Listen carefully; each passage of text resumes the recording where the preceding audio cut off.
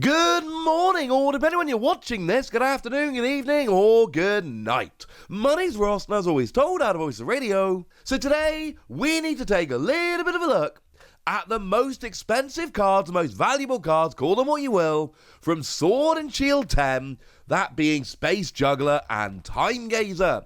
Now, I am hopefully getting, I am getting a box of each of these being delivered in a couple of days' time. There will be openings on this channel. I am very delighted. But looking at this list, there are certain cards it seems I need to pull as fast as possible, because if I don't, I am never affording singles of them.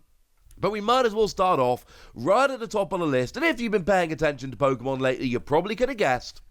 It's Irida, not sure how to pronounce it, the full art version thereof for 13,000 yen. Now, 13,000 yen to put into a currency more of you use, you're talking about $104, or you're talking about £80.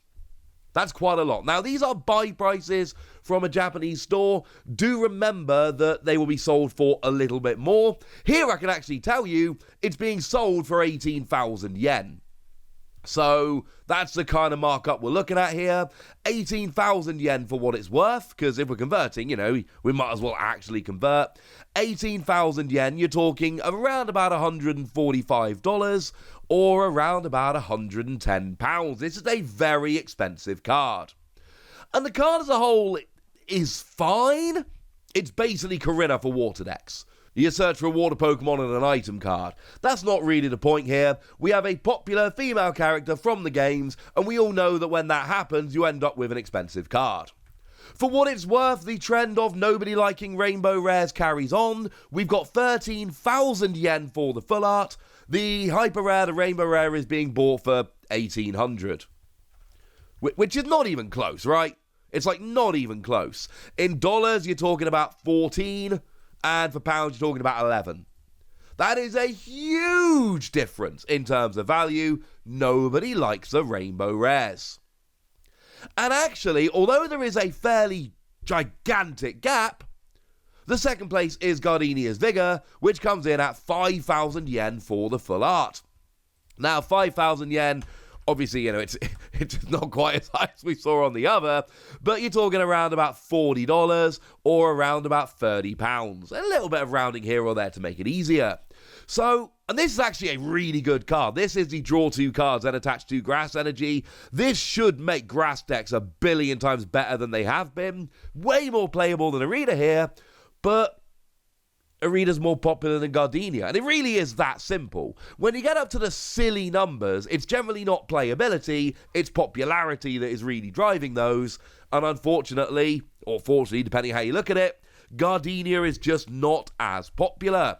Once again, we see a gigantic gap before we get to the Rainbow Rare here.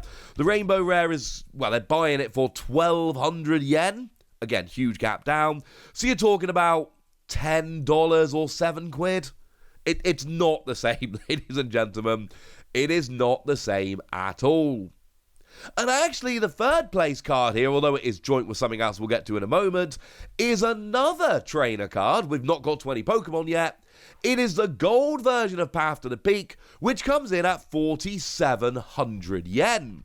Which makes me a little bit sad, because this is a Kato Stadium, and Kato apparently now does gold stadiums, and this is absolutely stunning, and I can't afford this.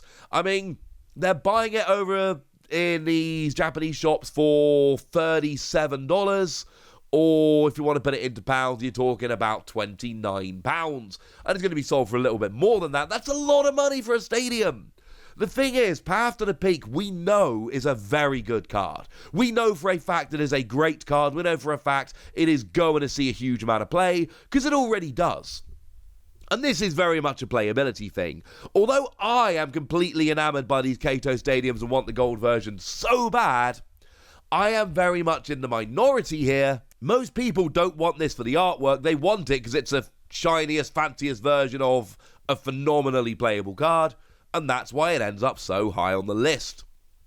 The good news is we can then finally get to some Pokemon, and we've got the alternate art version of Palkia V, which retails for the exact same 4,700 yen, exactly the same as we saw for Path to the Peak.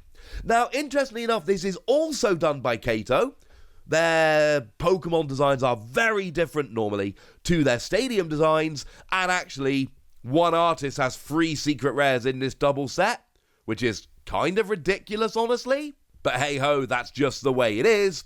And here you got the whole MC Escher thing going on. It's beautiful artwork, but also the community as a whole has spoken and decided that Palkia V Star looks way better than Dialga V Star. As a side note, I'm kind of in agreement on that. It does look like a better card. So this makes perfect sense. It's a very good card. And it is just a tiny smidge above the gold version of Palkia V Star. The gold version of Palkia V Star is coming in at 4,500 yen. So you're talking about $36 or about £28. And this is just because it's playable. Now don't get me wrong, the gold V Star, you only get 1 per set. So Space Juggler has the gold Palkia, and Time Gazer has the gold Dialga. More on that in a moment. But the fact of the matter is that this looks like a really playable card, and this is the gold version thereof, so it's always going to attract a whole bunch of value. The good news is, after that, we do get to Dialga, who's only a little bit below. The alternate art of Dialga V comes in at 4,200 yen. So again, we're going down. The gaps here are getting much, much, much smaller than they were at the top of the list. So you're talking about $34 or about £26. And this, you know, firstly, it's Dialga who's popular. Secondly, it's the fanciest version that gets you to the V-Star. You need the V to play the V-Star. And it's Mitsuhiro Arita, who we all know by now is an absolute master of his craft. This is a phenomenal card. And I did mention this when we looked at the secret rares first of all, but let me mention it again now. Dialga has clearly got multiple different times of day represented on the card, and Palkia's clearly got lots of spaces all being mashed into each other, kind of like lots of different spaces at the same time, because you've got Master of Time, Master of Space. It is beautiful how these cards have been done. I love that they were given to Kato and Arita. That seems like a very, very good choice indeed. And then we get the gold V Max of Dialga, which is actually being bought for the same amount of money. Again, it's 4,200 yen. Dialga does seem like it could be good. It's got that V Max power that gives you an extra turn after the one you've just had. But generally speaking, it does not seem to be as good as Palkia, which does help to explain why it's a little bit lower. Now, the other one which is really up there attracting a decent amount of money is your gold double turbo energy, which is being bought for 4,000 yen. Which, to put it into currencies we use more often, is around about $32 or around about £24. And this, very much like Path to the Peak, there's no guessing being done here. In every set, we generally tend to get one older trainer card from a couple of sets ago, reprinted in gold, like Path to the Peak, like Double Turbo Energy, and they generally pick really good ones. Sometimes it's Pokemon, I suppose, but they generally pick really good ones. And that's what they've done here. So there's no uncertainty. There's no question of, will Double Turbo Energy be good? Double Turbo Energy will be good. And we can say that for an absolute fact, because Double Turbo Energy is good. And it is seeing a huge amount of play. So there's no ifs, buts, or maybes here. We know it's a great card. This is the fancy gold version of it. So, yeah.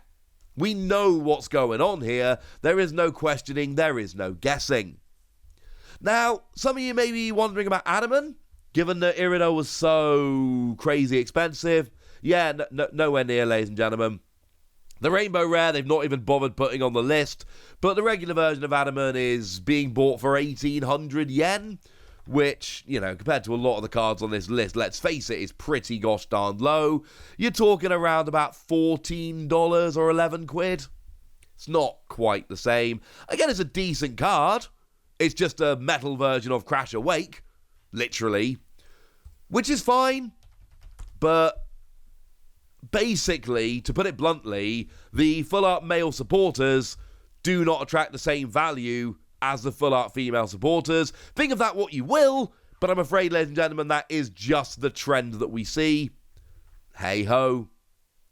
And the Temple of Sinnoh Gold is being bought for 1,700 yen, And this means we're coming in somewhere in the region of about $14 or around about £10. This one makes me a little happier because, again, it's a gold Kato Stadium, but it's somewhere about a third of the price of Path to the Peak, so this is one that I might realistically be able to pick up as a single, which makes me extremely happy, but because I want this card, because it's absolutely beautiful. Some of you may be wondering about other cards on the list. Generally speaking, when these shops give out their list, they're giving out the list of the cards they really want. So the ones that aren't on the list, they're just not terribly interested in buying. Personally, I am a big fan of the Sneasler, not the Pokemon, but the artwork by Okacheke is amazing. But I've been trawling Makari looking lately. That seems to be picked up pretty easily for about 12,000 yen. So you're literally talking like $10 or about £7. So even things like that Okacheke Sneasler, which are absolutely stunning artwork-wise, because Sneasler's not a hugely popular Pokemon, and because it's not seen as a hugely playable card, although I do think it has potential, it's not attracting the same kind of price. So there we go, ladies and gentlemen. Obviously, these cards are going to be in Astral Radiance, and I'm not here to make some kind of guarantee of value. That would be stupid. But when these cards do come out in English, expect things like the alternate arts of Dialga and Palkia, and the gold versions of Dialga and Palkia, and the full art of Irida here, and the gold version of Path to the Peak. Expect these to be among the most valuable cards in the set. Expect these to be the ones you really want to be pulling. But now, ladies and gentlemen, it's over to you guys. Tell me which of these are your favourites. Tell me which you're excited about. Tell me which ones you want to be picking up. Go nuts in the comment section, but be nice! And then make sure you like this video, subscribe to this channel, follow me on Twitter at TheWasi, and Twitch for some live action at twitch.tv/PTCG Radio.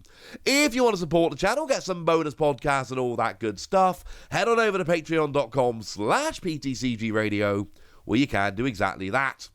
But by far the most important thing, as always, look after yourselves till next time, would ya? Thank you very much for watching. My name's Ross, and you've been watching PTCG Radio.